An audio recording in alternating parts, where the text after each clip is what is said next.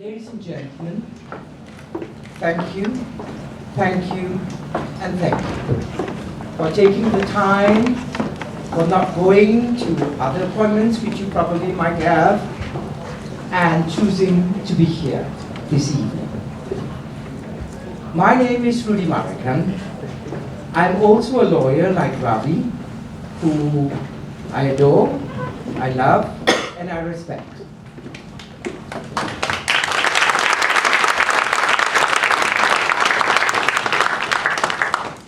When I was allowed to cross paths with him, I knew at the time that he was meant to achieve greater heights, he was meant to do bigger things, and he was meant to make a difference to a lot of other people's lives. And I've said to him a million times. And many a times when he goes through such pain, such nightmare, such misery, and such despair, I'm grateful to the Lord that I'm asked to be by his side and make a difference wherever I can. We are all here to make a difference to everybody's life, but not many of us can do that. I am so proud of my friend and so proud that despite the difficulties he would have to face, I share, maybe not in such a high percentage, the love he has got for humans, the love he has got to do good things to humans. And that's why till this day, even though he's highly controversial, I'm still by his side. And today, we are all gathered here because we are honoring and we are launching this wonderful, wonderful, wonderful publication. And I have to tell you guys that during the launch of his first book, Hung at Door, I was also there. And I'm so grateful to God that when Ravi came to me and said, can you be the master of ceremony? I mean, what the hell is a master of ceremony? Just speak, no big deal. He has taken the trouble to put his thoughts, his feelings, his insecurities, his fear, and everything else which we all as humans feel. But we never dare to share it. We never dare want to face the evil, the devil, the things which haunt us. Me included. But God tells me that I've got this friend who needs to do this. So tonight I'm here, and I'm so grateful that all of you are here too. Because all of you know that as much as we live in such a beautiful country, we can make a lot of changes. We can protect the minorities. We can protect the people who are suppressed by the system. We can, and we have no other person. I have a practicing certificate just like him. But I'm not appointed to make that difference. It's him. We need to believe in God. Whether you're Buddhist, you're Hindu, you're Christian, you're whatever, I don't particularly need to place so much concern in that. But we all need to know that if we are guided by the desire to do those changes, we can.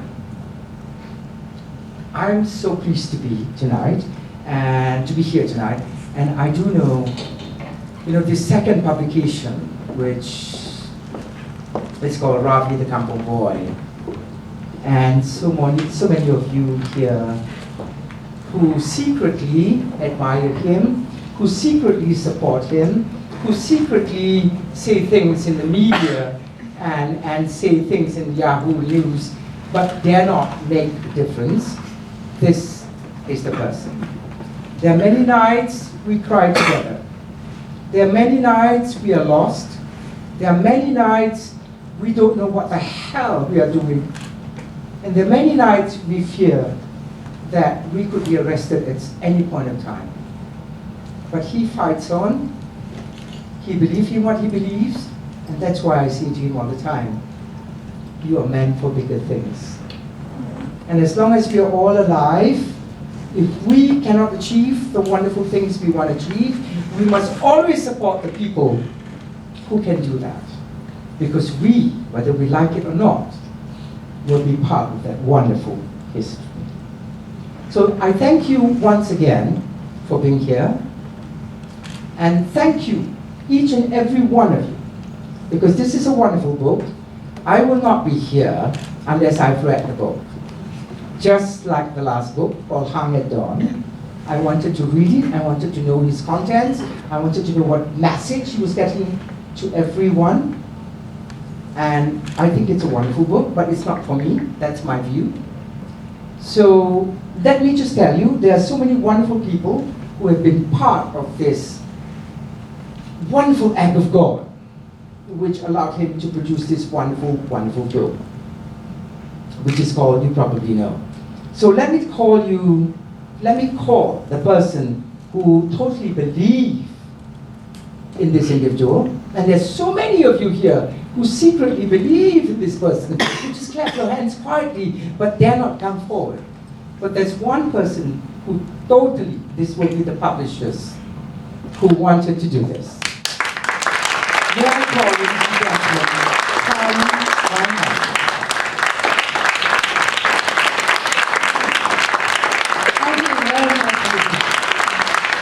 I feel I don't have to say anything else. He has said all that I wanted to say on this. Of course, there's a cop-out statement, yeah? Thank you very much on behalf of Ethos Books for attending the launch of M. Ravi's Kampong board. And I must apologize to the gentleman who asked me, is this Ravi's first book? I said, yes.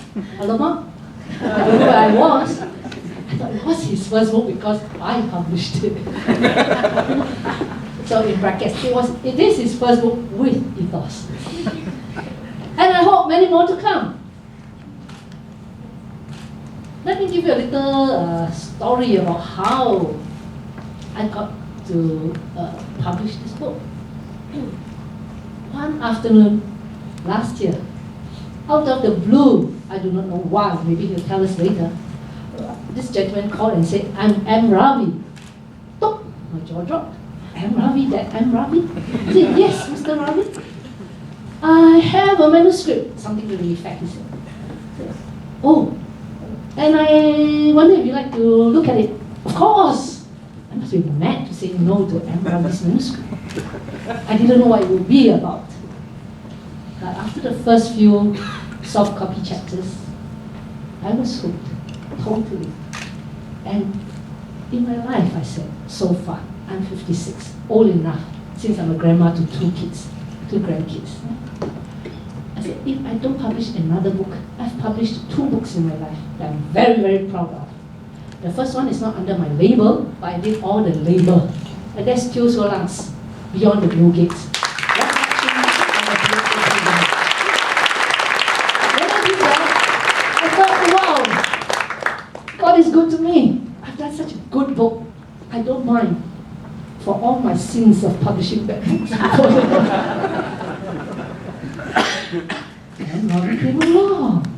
I said, God, you gave me a double share of joy. And truly, I can die happy any moment now. Any moment now, I can die happy. You know, from what Rudy said, you might just get a sense that this book is about Ravi's public persona, largely. His fights, his tears over the cases he handled, the very painful death penalty cases, the high publicity cases, the embarrassing ones, and so on and so forth. But what caught me in this manuscript is his sincerity and utter frankness. You don't write about your family in this way, yet he wrote it so gently, so sensitively, that if I were a family member, I wouldn't feel insulted that I was talked about in this book in this way. But more important, the second thing that I share with Ravi in this book, in this process of producing this book, is our manic depressive condition. I told him at our first meeting, hey, I'm like you, sama. Very high, like right now. Very low. The depths of despair when my friends were arrested in 87. It made me deliver my second child 2 weeks prematurely in 87. That bad. But that's life that God gives us. You know? The ups and downs. And Ravi has fully shared all his ups and downs, I feel, in this book. Of course, it might have other secrets hidden. I hope they will come in his third book, fourth book, etc. And I will make, okay, let me explain a little why I'm speaking tonight. It would have been the pleasure of my husband, the publisher from Ho Fang, to launch this book. But unfortunately, he's away in London for a book fair, and he thought he could book his return on the 24th of April. Bagi orang tua sudah. He kena confirm for 4th of May, together with another friend who's traveling with him. And their dear friend is Vincent Chin. So the two of them happily will come back on 4th of May after all this fun is over. And I get to speak for once.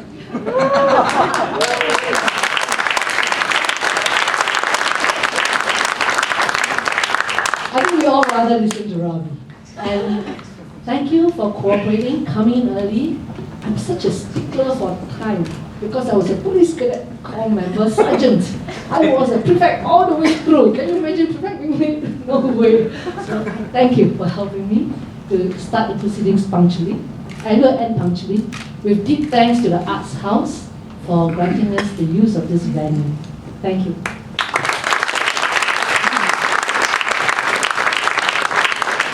Thank you, ma'am. Thank you and thank you.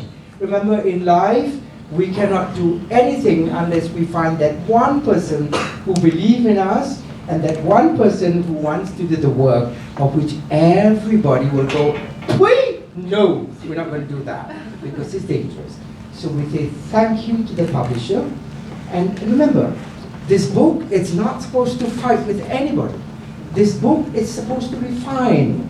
This book is supposed to understand what this man is about. As I say to you, Ravi and I are both not laughing to the bank. People say that we are both lawyers and we should be making so much money. Money is the last thing we want from people who are so dysfunctional, families who are so dysfunctional, and families who need us help. And this is why I say to you again and again and again, God have chosen him and me. I'm not supposed to do such great heights here. And when you're not motivated by money, like most Singaporeans, I have 5 brothers who are lawyers. I'm the youngest, and they all, thank God I became a lawyer, and all of them have got huge houses, big cars, and everything else. But it seems that I'm the happiest. It seems that I'm the one smiling all the time. It seems that I'm the one who's not playing the game. I'm not playing the game, for I am not going to impress the Joneses. And this is where I share with my friend, and he shares with me. We're not out here to make money out of the people who are underprivileged, people who are underdogs, people. How many times Ravi have come to me and said, you know, I wish I had the money, but we are not born rich, Ravi, we're not. We both came from a similar background. Very underprivileged, very difficult, struggling. Maybe mine not as challenging as him. He, if you read the book, I have to tell you a little bit about the book, but I think he will tell you in his own way. But you know, when you read the book, I met him a few days ago, and he said to me, you know, I'm letting out something which is so private in my life. I'm letting the public know where I came from, what I'm all about. Do you think I'm making a mistake, Rudy? I said no. Because we have reached such heights of which we could never reach unless it was a blessing from the Lord. Whether, as I say again, whatever denomination you may be. Because we have reached that heights. We have to say goodbye to all the devils, to all the bad things. And we can only do that if we share it with other people. If people want to laugh, oh my gosh, he was this, he was that, he was this, he came from this background, let them laugh. For we have said goodbye to all that. We have said goodbye to all that. How many of you here have said goodbye to all the devils which have been haunting you for so many years and preventing you from reaching the success of which you are supposed to reach? he wrote that book. It's going to be painful, but he has reached that stage where he said, you know what? I want to say goodbye to that. And you know what, Ravi? I want to say goodbye to so many of the things which have been haunting me for many, many years, but never had the guts to address it. If you take the trouble to read the book, it's Ravi putting himself in the most vulnerable state. Vulnerability is good. Vulnerability is acknowledging what we had no choice. We have no choice in our parents, no choice in our background, no choice in what our friends and so on and so forth, but what we have become. Ladies and gentlemen, may I bring to you Mr. M. Ravi.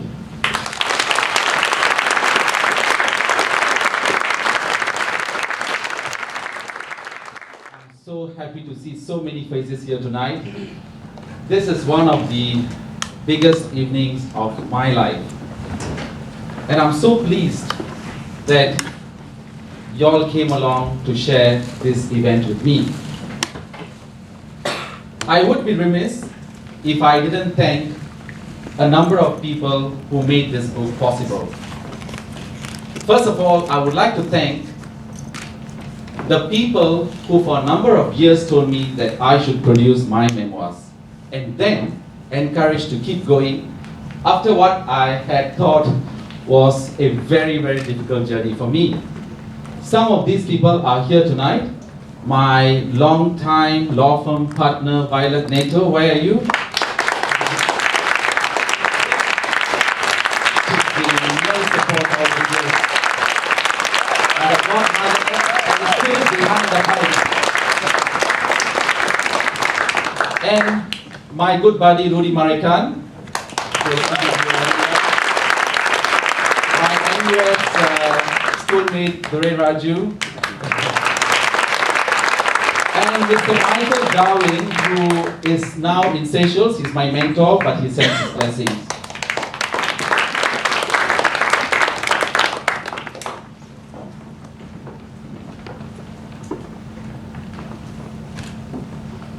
I must say that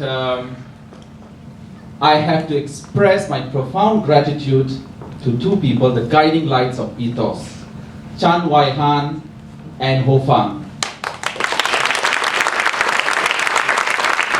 You know what? For having had the courage to publish this book. It was a very easy choice. Okay. But you had a lot of difficult time on Lee Kuan Yew's chapter, you know. Not any grammatical corrections or anything of that sort, just the name and the defamation suit she panicked.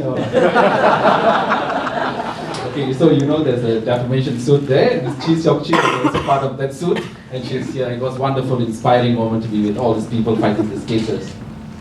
And when I was writing this book, many people told me, Ravi, you may have to self-publish it. And just like Hung and Dawn, I had to self-publish it. Because they said, many publishers would be scared off by hearing the name M. Ravi. But I was pleasantly surprised that you were pleasantly surprised when you heard me on the phone. And of course I know who to approach now, you know. So Wai Han and Ho Fang have shown that there are some in the Singapore publishing field who are still interested in works that are not safe, not in the mainstream, not on any approved list of works.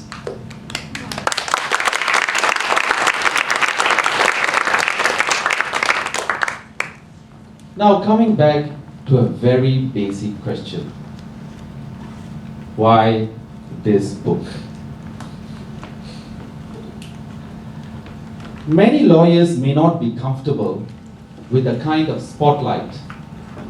For almost a decade, I have maintained a very public profile. There have been quite a few distortions and misconceptions about this public profile that I have been holding. I'm not saying that I never contributed to any one of them in absolving myself of everything, but I decided to tell the real story as thoroughly as possible to clarify certain matters and perhaps correct some misconceptions. After all, we are not perfect. And through this book, I would also like to connect with many people in this region and those in the international community. During recent years, I have spoken at several international forums in Asia, Nigeria, European Parliament in Strasbourg, all these places. During these foreign exchanges, several big questions about Singapore, but also about myself. And I hope through this book, they will also satisfy their curiosity. Through this book, I would like to take the readers on a unique journey with me, with all the highs and lows of that journey, and to re-engage with all the highs and lows of my life's journey so far and look at them with fresh eyes. A celebrated American author, Philip Roth, once noted, "For the writer, nothing bad really happens. It's all material." When I look back at my life and the last several years of my career as a lawyer, I agree entirely with Mr. Roth. Experiences that I counted as negative at the time, I've used as material in my book. But you know what? This story was always changing. What to do? I have such a colorful lifestyle. So many things happening so fast, you know. So I decided to continue the story as it was unfolding, even, for instance, in the last stages of putting together the book, I had my encounter with the Law Society of Singapore, which probably you all will remember. It did put a lot of strain on me, even affecting our final putting together the final touches on the manuscript. I must say the whole process of producing this book has been such a roller coaster ride. And I believe I have taken some of you on that wild ride of risings, dips, sweeps, and plunges. And I do ask for forgiveness if I have offended any one of you one way or other along this journey. But this evening, the final product of all our labor is here today.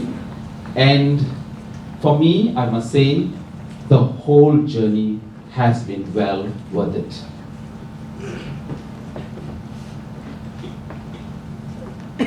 A good book, especially memoirs, is a unique voice captured in print. And I would like to express my gratitude to all those people who have helped me to bring out my voice to a wide public by publishing this book. I hope this will be part of a new conversation, a new dialogue that will energize and push our society ahead. Aside from my contribution to this conversation, I hope this book will also encourage others to let their voices heard. The good and great of our society, Singapore, is always talking about how Singapore is a cosmopolitan, world-class city. But to be truly a world-class city, you need a major chorus, a symphony of many different voices heard. I may not agree with all the voices that are there speaking or wanting to be heard. Neither I know that people do not agree or may not agree with my views, but it's important that there are many voices ready to speak and that they all be heard. Again, I express my profound gratitude to Wai Han and Ho Fang for seeing that my voice is heard. And I wish to thank all of you here tonight, and those of you who aren't here tonight, for taking the trouble to buy this book and to read and to sharing the conversation. Thank you so much for coming today.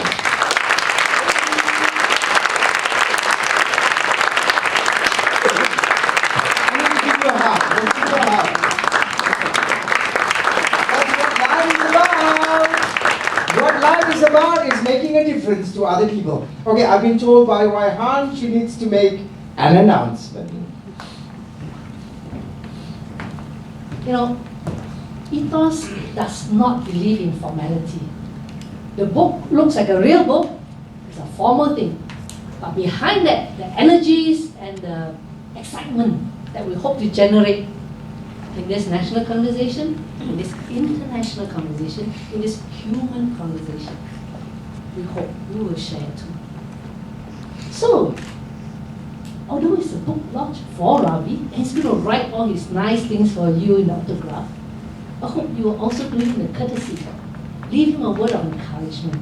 We have prepared an autograph pad.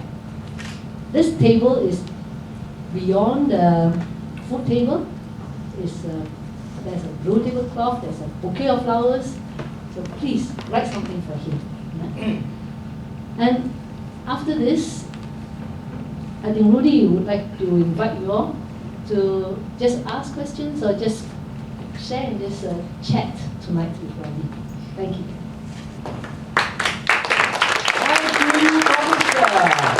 Okay, always remember, right? You have taken the trouble to be here because you are honoring someone who has got the guts, got the bravery, and has got someone who believes in him, and hence a book is born.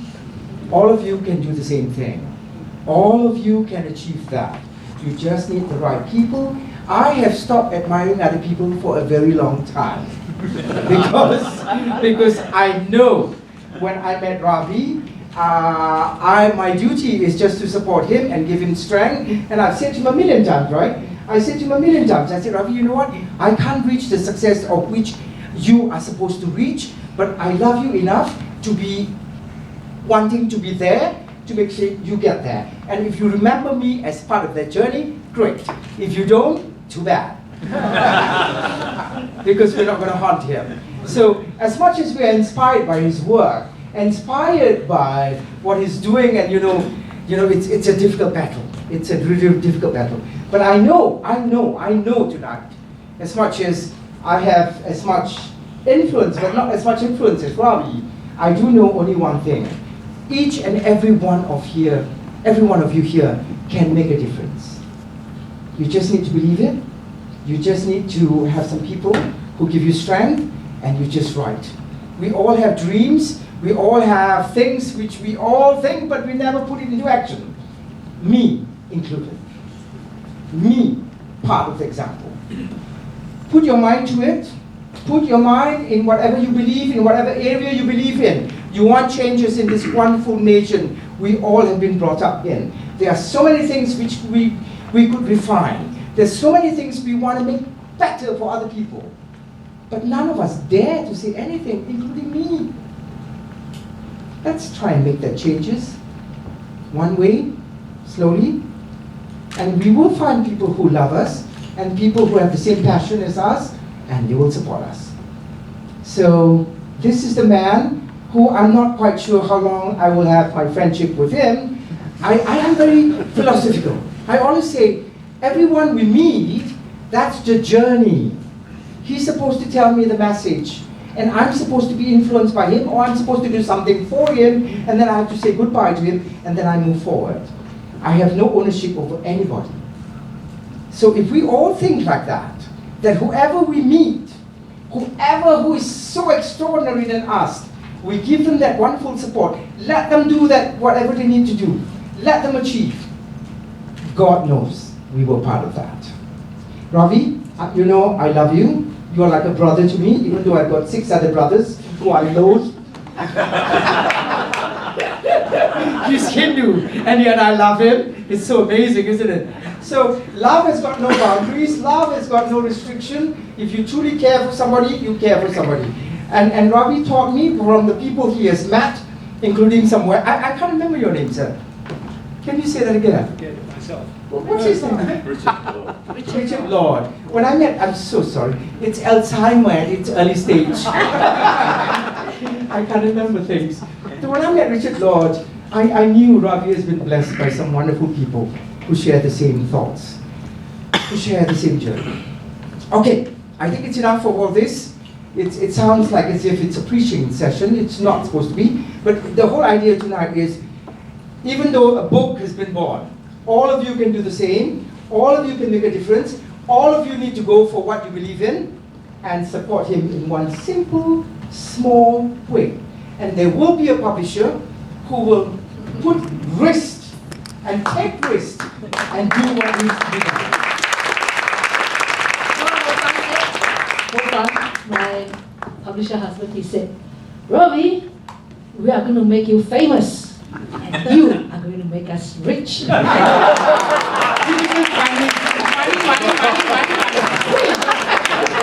But you know, we are entitled to do well. We are entitled to do well. Let us not ignore that if we work hard enough, material gain. A friend of mine said to me, go with your passion and see the magic happens.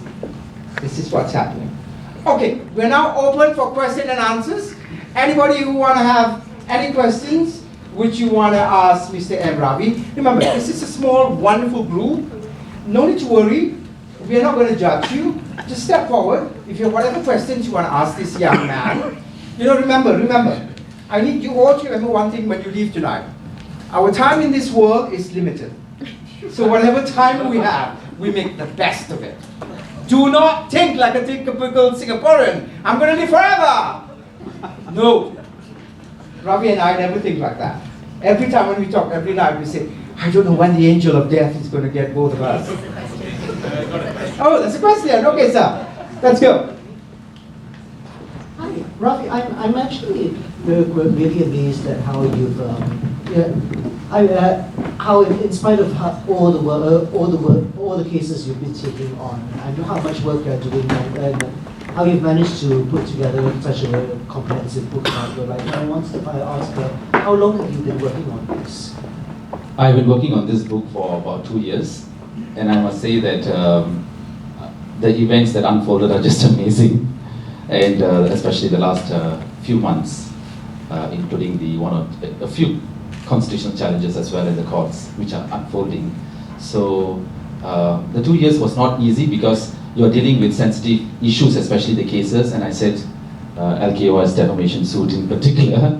I don't want to enter into another defamation, writing about another defamation. So we have to, and the court transcripts at all have to be poured through and carefully. And it cannot be just boring also, I did have some editorial support as well, yeah. Okay, I'm clearly the moderator now. Any other questions from anybody? Come on. Oh, fantastic.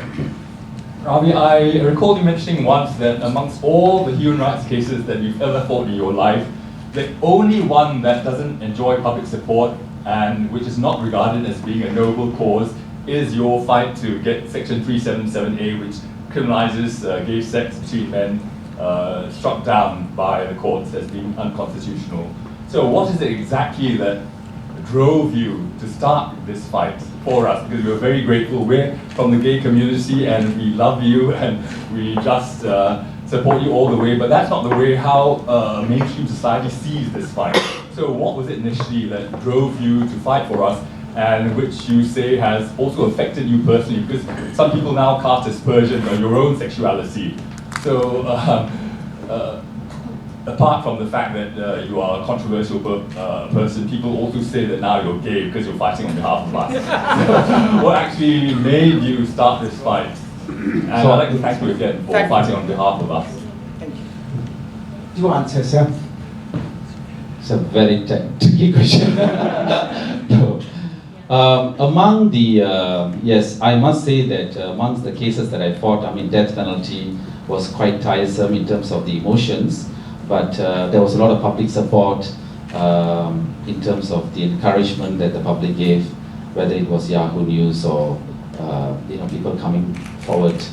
But the most difficult fight that I had is actually Section 377A. In 2010, my client was charged for having toilet sex, so public toilet. So that, first of all, it's not like how public would see as like why this is so legitimate that you have to fight, but he was charged for 377A. For example, a heterosexual couple had been caught in the public toilet, they would have faced a lower charge which would be 294, section 294 of the penal code, which carries a lower penal sanction, like a few months. But 377A carries a jail sentence, which is 2 years. So therein lies the discrimination between heterosexual and homosexuals who are caught in public toilet first. So of course I had to challenge the whole 377A, and this challenge just started as a result of this the motion before the court in 2010. So aside from the fact that it was the circumstances were quite not flattering, and the challenge continued, and of course we had success before the Court of Appeal, to now have basically all gay men who have been affected by the law can challenge this law, and a gay couple recently challenged this law. And of course, I've been fighting for so long, the gay community of course didn't give much financial support to fight this cause. This is the 4th time I've been going to the court, but I won't complain, because the inspiration is from deep within. Of course, some financial support will help.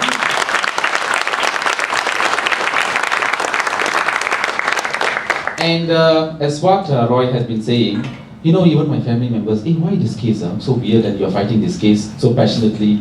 And then you just, if there was like a court hearing and I just open up Yahoo, the number of comments, oh my gosh,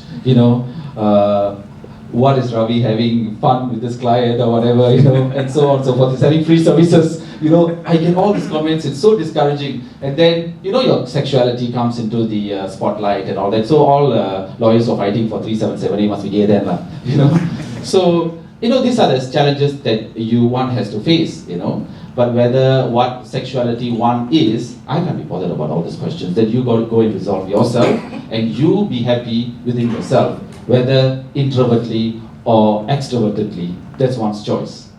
Yep. But I say this is the hardest fight. People who cannot achieve anything in their lives will accuse other people of other things. Those are losers.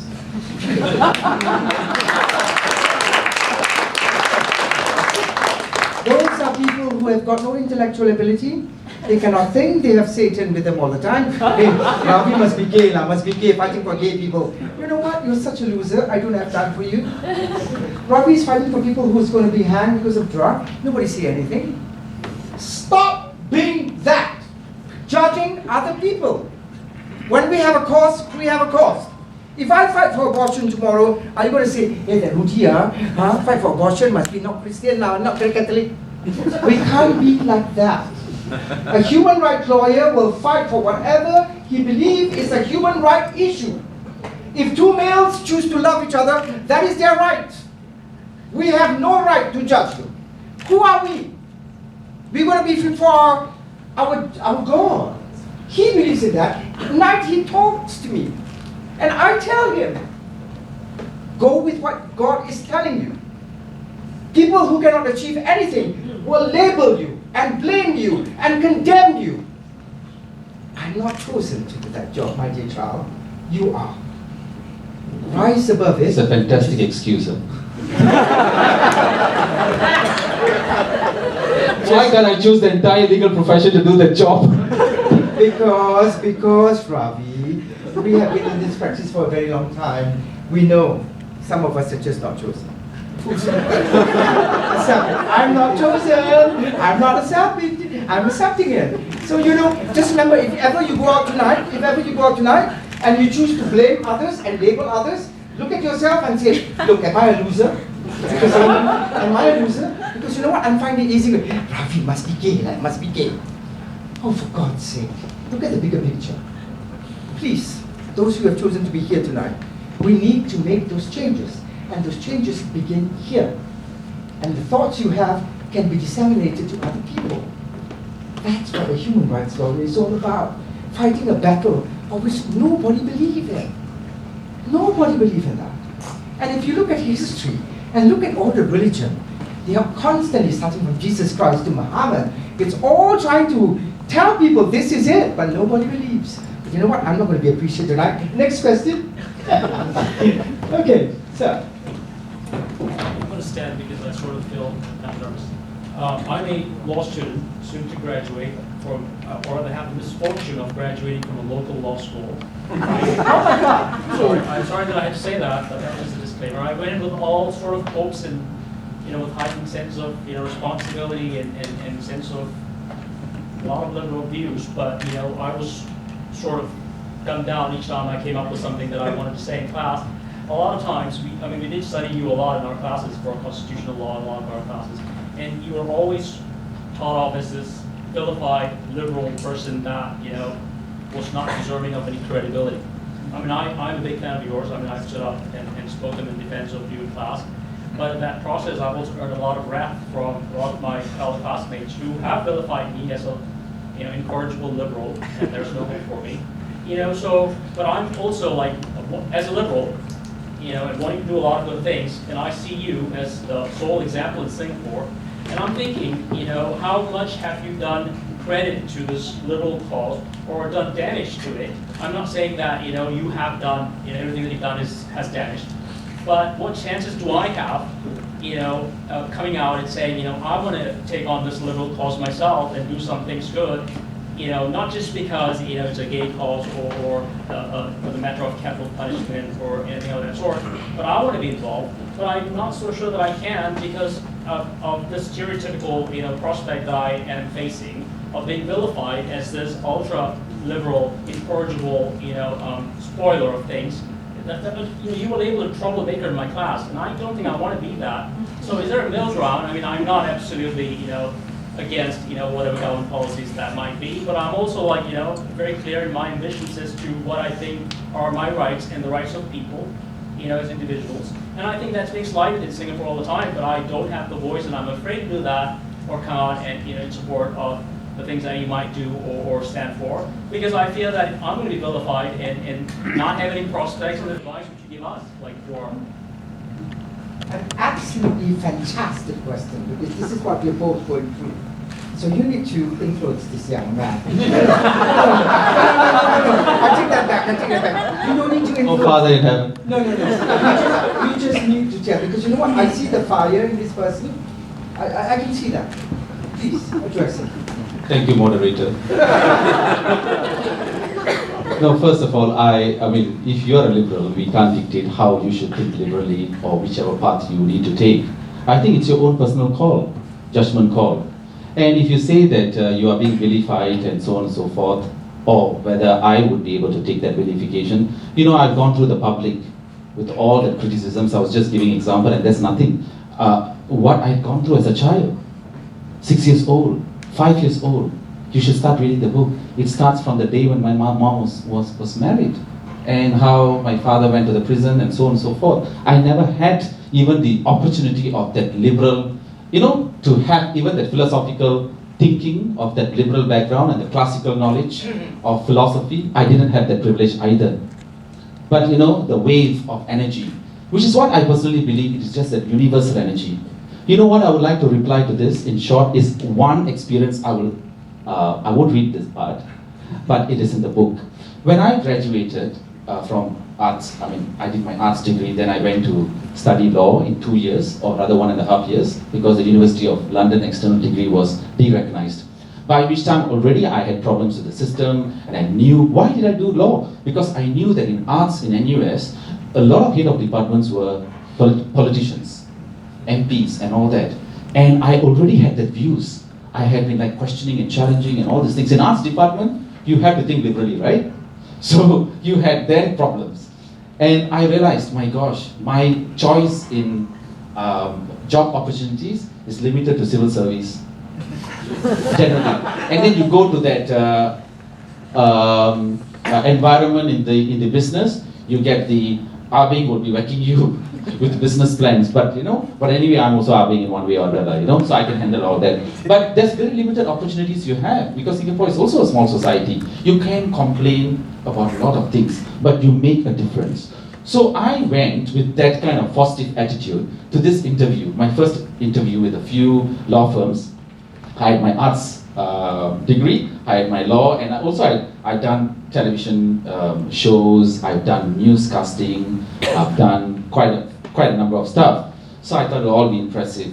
And I also had to start paying up huge loans because I came back from UK. I had about $100,000. Can you imagine, first year lawyer, you're coming into the bank, market, and you are settled with $100,000. Anytime you'll be bankrupted. And with my mom was ill, and so I had to basically strike out on my own, but the law does not allow at that time because you need at least 3 years of practice. So when I went for these interviews, this particular interview was, I will bring back to the universal spirit to summarize that. So I have to go to this part, which is in one of the chapters. And the question, first, there were these two, one is a senior partner, one junior partner, were asking me questions. And the first question was, what does your father do? Because I thought that this firm is actually, basically I come there, I slog, work hard, and then make money for the firm, and then in the process I also make money and pay the bank. But I didn't know that I have to bring my links of my family and so on and so forth there and pay clients. So I said, my father, good question, he never worked. And he was quite abusive and so on and so forth, you know. And then the next question, what does your mother do? And then I said, well, my mom, she was a construction worker, and I was saying it very proudly, because she built many roads in Singapore, you know. And so I'm very proud of those roads that she built. And then she was, she was a cleaner, you know, and sweeping several blocks of flats, and they also look very glum after that question.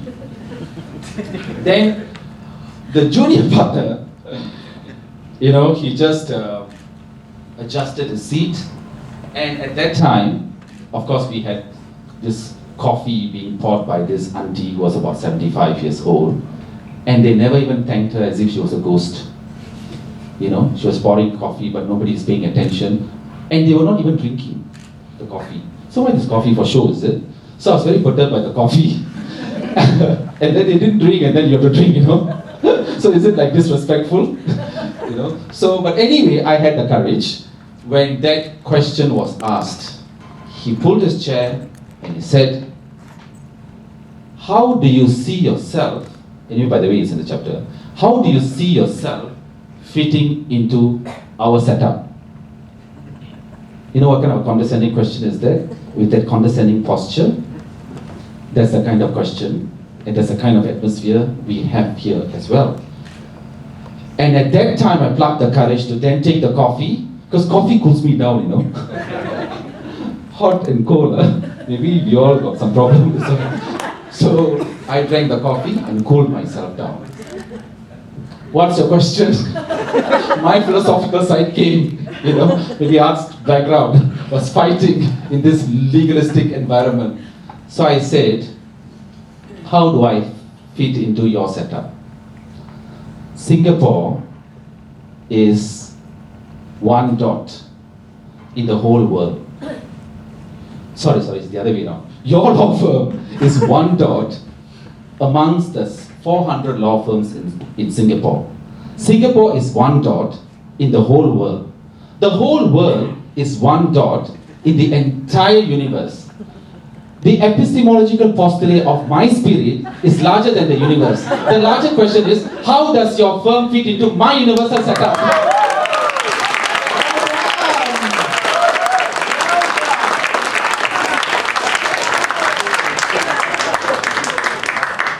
That is the most important. Don't care whether it's conservative, liberal views and all that. You know how I engage myself? I won't say that, I had my pain, trauma, highs and lows, whatever, everything is captured in this book. But when I say the unique spirit, that word is extremely important. Whenever you're searching for your answer, don't look at yourself alone. Because when you look at your universal self, at the end of the day, everything is transient, isn't it? You know that. We are not going to be here for long. So therefore, I do inherently feel that this universal consciousness, maybe it's because of my dance, which I also express in one of the chapters, and I do have a very, very strong feeling about my universal self, which dissolves such negativity. And I know that certain students, there are students from NUS Law Faculty also who have come and done amazing work with me. In fact, there have been professors from SMU, like Professor Jack Lee, Professor Michael Haw, Professor Arun, and many people who have stepped forward during the 377A challenges and the by-election challenges. These professors have come forward as well. So there will be bound to have people have different views and all that, But if you're a liberal, you have to accept those different views. Thank you. Never ever be ashamed of how unique you are. Everyone else might not agree with you. Everyone else might think you're a troublemaker. But troublemakers move the world. That's what I believe. So believe in what you believe in. Do what I have you to do intellectually. Intellectually, he's going to be another lawyer like all of us. And please have coffee with me. We can always engage. I always say to lawyers who I meet, and I say, you know what? Intellectually, you are, yeah. You reach the same standard as me. Do I really care? Because if you study hard enough, we all can be lawyers. Am I impressed by you? No. But I'm impressed by your conviction. I'm impressed with what you believe in. And I'm impressed by you putting up with all the obstacles and like what he's facing. Just go with what you believe. You will face, and if you look in history, a lot of people who believe in what they believe in will face obstacles. Next question. You know what? That's fantastic. Yeah. So don't ever forget how special you are. And like Ravi and I, we are both going to exit at some point. It's just you. You're the younger one. Next question, ma'am. Thank you. Thanks for the brilliant evening of comedy. Have you guys ever considered a career in comedy? I think it'd be really good. Yeah, Ravi, when I last met you, you were talking about this human rights clinic that you wanted to set up in Southeast Asia. So do you think maybe it's a good idea to share it with all of us to see if anyone might be interested in helping out this cause? Oh, the human rights. Thank Okay. you, ma'am. The human rights clinic that I was involved in particular, basically it's in Cambodia as well as Indonesia. It's those Southeast Asian countries which we want to focus because we have better access to resources and because of the geographical distance as well. This clinic is not, in fact, interestingly, these are law clinics. And you know what? More art students are involved in these clinics than law students. Somehow, the art student seems to have a greater sense of justice. This is my observation than law students. And so this interesting clinic have a very good mixture of students. My exposure is basically Cambodia and Indonesia. And these clinics basically, I have very limited resources, which is why I couldn't continue. But I took all my own resources to meet up with these students, and you train them, and especially the art students have less law background, so you send them, like for example, in Cambodia, there's a lot of battered women who are suffering in the villages, and they need to be educated. So these students actually go and train them, and talk to them, train these women as well, to help other women, and they bring more access to justice.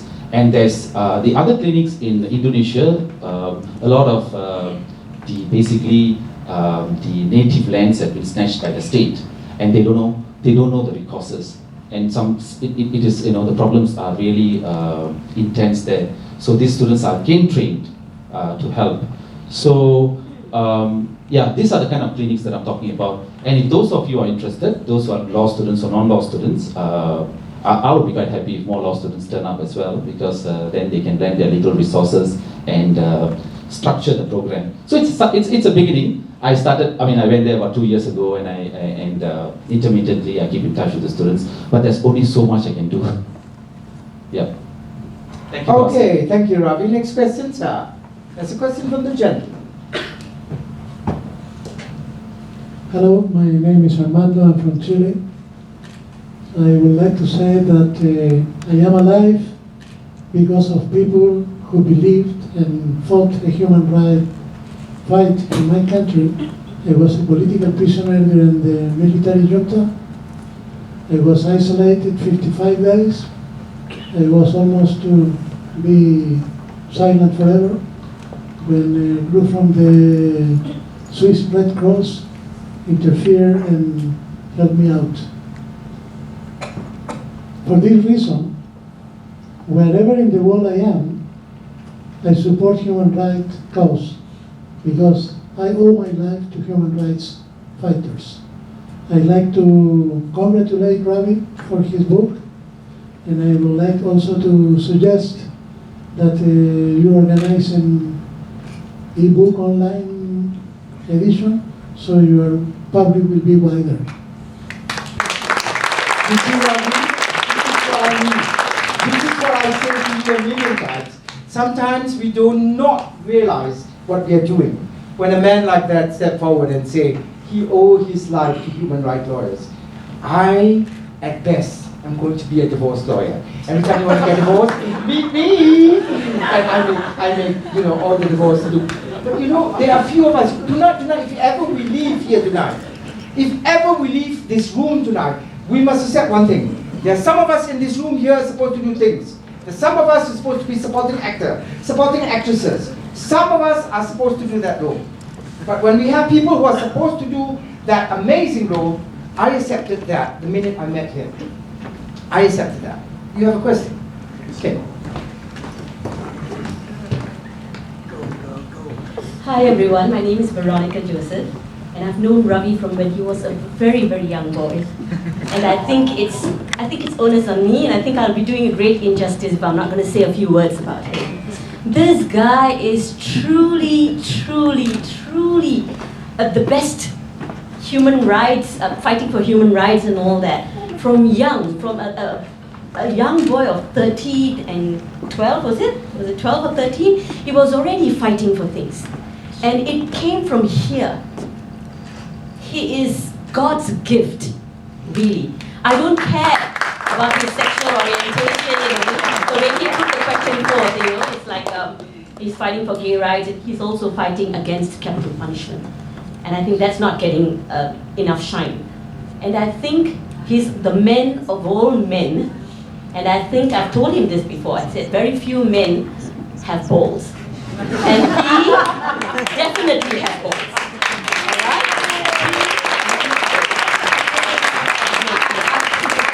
Because he's so candid and so raw in his book, I think I have to make this statement. I'm quite a lady actually, but I think I have to say that. And I think you've done so well. I've seen him grow, and I think he's done so well, and I think he's not been given the shine, and I think it'll come upon you. Like you said, you don't believe in all these humanly, earthly praises.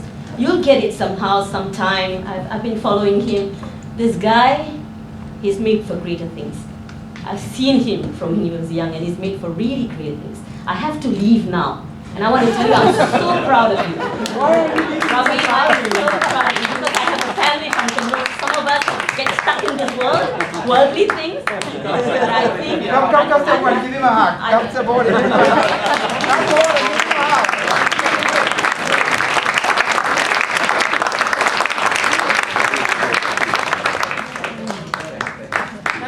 Thank you.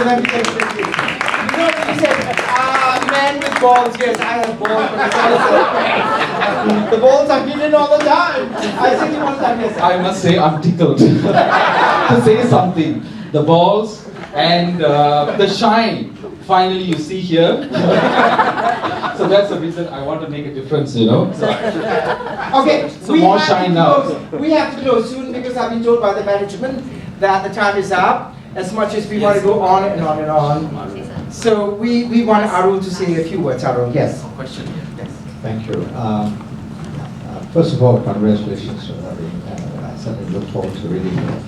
What you just said about the students triggered this question. Law students, as well as most senior lawyers, seem to shy away from this cause. Now, is it possible that they feel the law, fighting this in the courts is futile because you can't change the law, or judges can't interpret it with greater latitude? It has to go back to the parliament, and that's where the battle is. It's a political battle rather than a legal battle? Or is it a fear factor, as many of us also think it is? What's your insight into this? Why is it the most senior lawyers as well as the youngest law students have this aversion? It's a difficult one. You want to go into a commercial break? Okay, let's go. I think, Arun, you will know that it's a combination of factors, fear factor, as well as the fact that you might have, it's basically you'll be marked, that's basically the fear factor, and the clients might not come to you if you're anti-establishment. These are the factors that I faced initially, but not now, And also, if you look at the exact example across the causeway, which is the Malaysian bar, look at the kind of support that the members of the bar have towards each other and the kind of reforms they make. They are in the front line of all the per se movement or even reforms in terms of workers' rights and everything else. So, first of all, the Law Society, itself is gagged by the Legal Profession Act. But secondly, the culture, which is true. I don't want to mention universities which, whether you are from overseas or whether from NUS and all that, when I meet interns, they express the same thing. We want to go to the big firm, the big five, we want to make the difference, and we want to do a little bit of human rights here and there, we want to help, but when we go, we want to have, big pay pack and, all these things. So it is a culture here which is very materialistic, and the ethos does not, and the legal ethos as such, does not encourage that sort of the fight. But on the other hand, I must say that the constitutional challenges that I brought up and others have brought up recently, there have been many changes as well. For example, when I was fighting the Wikong's case, it opened up avenues in terms of, the courts have said in death penalty cases, it can be reopened.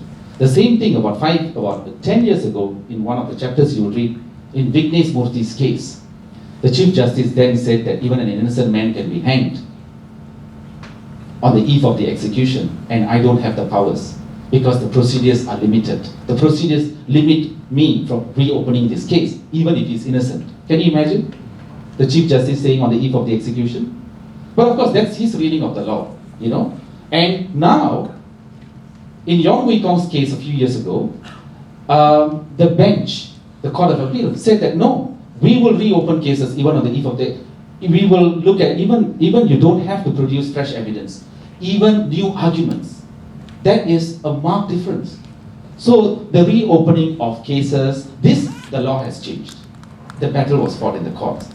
Then secondly, the discourse, for example, in 377A, the fact that if you're not prosecuted, you cannot challenge the 377A case.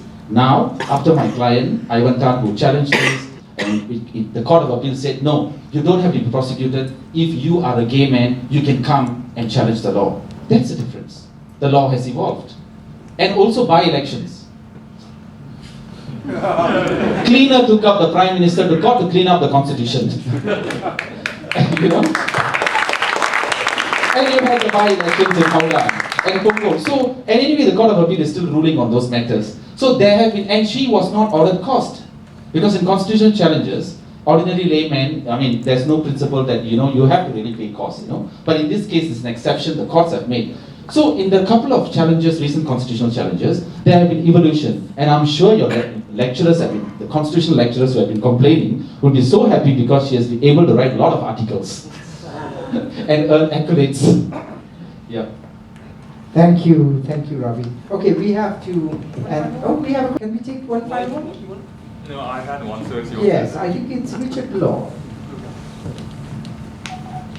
So you cover a lot of ground in the book. In putting the book together, what was the most difficult thing for you to deal with? The most difficult thing for you to deal with? The most difficult thing to deal with is actually seeing how my mother had to suffer. That was really, really very difficult. Not only that my mom took her own life out of all the pain and traumas. She just plunged off the condominium that I rented. And of course, my love of all love has been my mother. And that really, really traumatized me for many years. And of course, I thank Violet Neto, who had stood Rudy Morrigan and all these people who have given me that love. And that was very difficult. So re-engaging with that whole process, it's not just that from starting, especially how she has to go through, this gentle lady who has to go through construction site, and after even childbirth after childbirth of childbirth, my father would come and make her labor, and he would go to the prison, and she's alone fighting. A 5-year-old sister have to go and find, basically she has to work when she was 9 years old. My elder sister, when she was maid when she was 9 years old. She didn't have the privilege of education. So that, but again it helped me, because you know why? The highs and lows. I only have high, I don't have lows, So, so the thing is that it helped me to re-engage this whole process, which is why I'm so happy that writing this book has helped me to cleanse my own sentiments over the years.